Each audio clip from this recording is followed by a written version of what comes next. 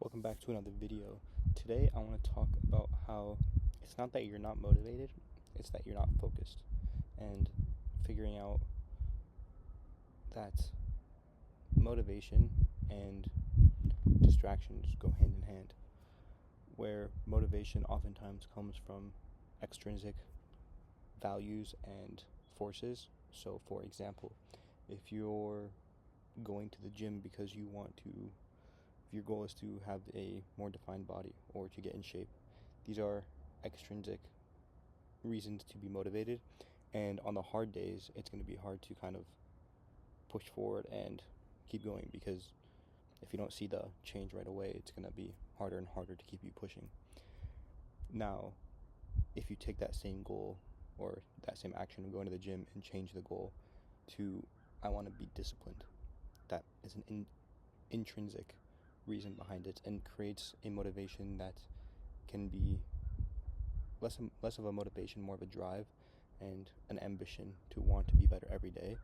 And by going to the gym, you're being disciplined, so you're getting like that dopamine tick just by going to the gym. And it's through being motivated by inputs and not outputs that allows you to push through it every day. And I'm not saying it gets extremely easy, but it does get easier, because just by going to the gym, you've accomplished what you set out to do, versus going to the gym for weeks on end and not seeing a real transformation in your body. So with that being said, when motivation comes from extrinsic values, it's easy to get distracted and easy to waver and change and go in different separate paths that don't always align to where you really want to get to. So when you can kind of look at goals in a lens that allow you to accomplish them on a consistent and constant basis, that will help you kind of push forward.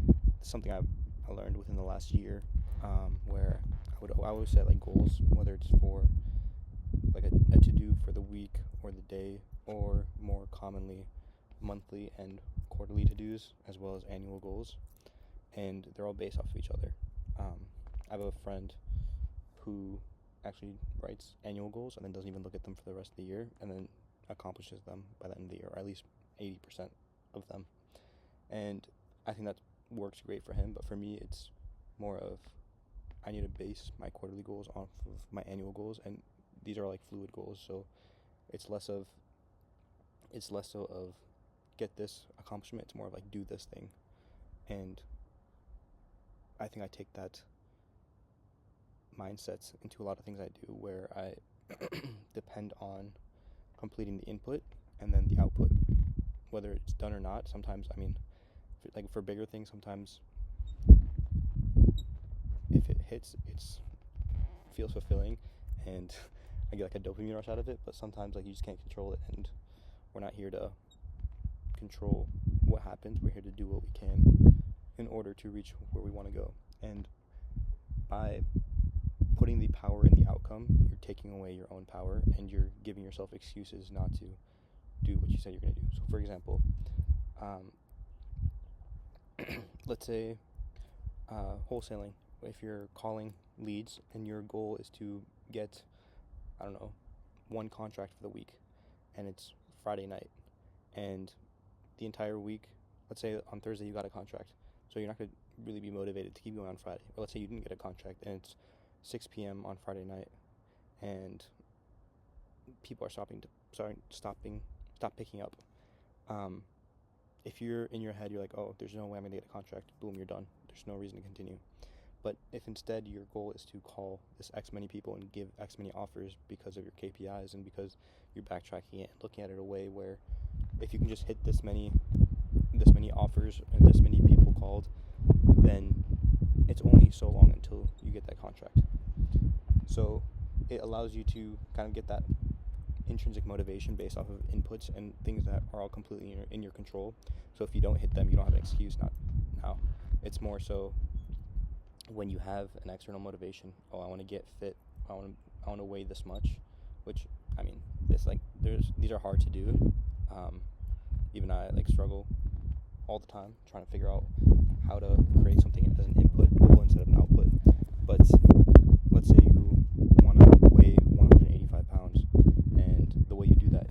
this, and that. This, and that should be your daily goal or weekly goal, or however you want to do it, not the weight of 185, because one thing can screw everything up, and it's out of your control. So when something's out of your control, you become a slave to that thing. So don't be a slave to your goals. Instead, master them, and master your discipline enough to be able to control all aspects of your actions, your goals, and your direction in life.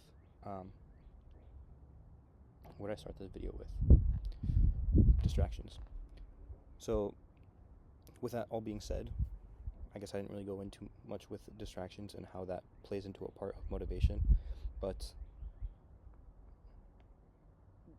when you have more focus on what needs to be done versus the output of what you want to want completed, there's less variability and there's less room for distraction.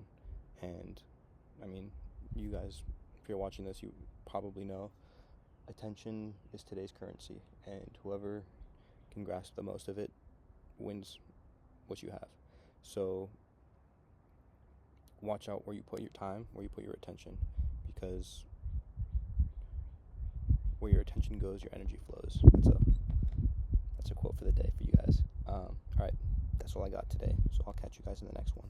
Peace.